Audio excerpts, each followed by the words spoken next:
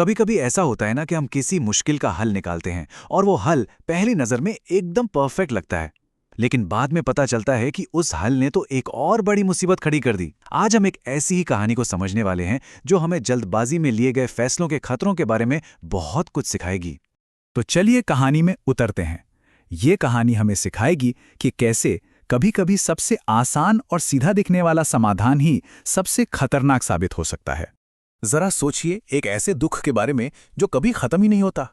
हमारी कहानी की शुरुआत भी एक ऐसे ही बगुले से होती है जो पूरी तरह से नाउम्मीद हो चुका है और अपनी किस्मत पर बस आंसू बहा रहा है। तो माहौल कुछ ऐसा था। एक बड़े से पेड़ पर बगलों का पूरा परिवार रहता था, लेकिन उसी पेड़ की जड़ों में एक सांप भी रहता था। और सबसे बड़ी दिक्कत ये थी कि वो सांप बार बार बगलों के बच्चों को खा जाता था। वो बेचारे कुछ कर भी नहीं पाते थे। अब आप सोच सकते हैं रोज रोज अपने बच्चों को खोने का दर्द कितना भयानक होगा। एक बगुले के लिए ये दर्द बर्दाश्त से बाहर हो गया। वो बस लाचार होकर नदी किनारे आंसू बहा रहा था। और जब बगुला अपने दुख में पूरी तरह से डूबा हुआ था, तभी पानी से केकड़ा बाहर आया। उसने बगुले से पूछा, मामा क्या हुआ, रो क्यों रहे हो? लेकिन उसकी आवाज में हमदर्दी कम और मौका परस्ती ज्यादा थी।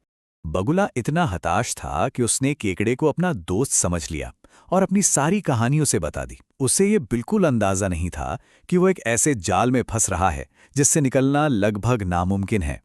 और देखिए, कहानी का असली खेल यहीं से शुरू होता है। बगुले का मकसद तो बस एक था, अपने बच्चों को सांप से बचाना, लेकिन केकड़े का इरादा कुछ और ही था।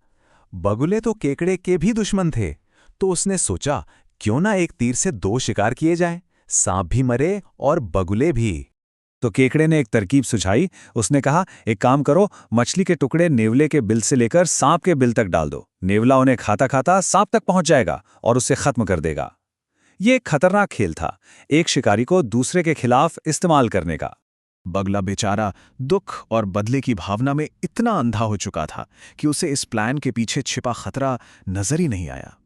उसने फौरन केकड़े की बात मान ली और अनजाने में मौत को अपने ही घर का पता दे दिया। तो प्लान काम कर गया, सांप मारा गया। बगुले ने शायद एक पल के लिए चैन की सांस भी ली होगी, लेकिन उसे ये नहीं पता था कि उसकी ये खुशी बस कुछ ही पलों की थी। असल मुसीबत तो अब शुरू होने वाली थी। जैसा सोचा था वैसा ही हुआ। नेवले ने मांस के टुकड़ों का पीछा किया, सांप के बिल तक पहुंचा और उसे मार डाला। एक दुश्मन का तो सफाया हो गया। और बस यहीं पर कहानी पूरी तरह पलट जाती है। सांप को मारने के बाद जब नेवले की भूख शांत नहीं हुई, तो उसने ऊपर पेड़ की तरफ देखा और वहां उसे पूरा का पूरा बगुलों का परिवार दिखाई दे गया। जिस समाधान को बगुला अपनी जीत समझ रहा था, वही उसकी और उसके पूरे परिवार की मौत का कारण बन गया। नेवले ने एक एक करके पेड़ पर मौजूद सभी बगुलों को खा लिया। तो अब सवाल ये उठता है कि इस भयानक अंत से हम क्या सीख सकते हैं? चलिए इस गलती को थोड़ा और गहराई से समझते हैं। कहानी का निचोड़ बस एक लाइन में है।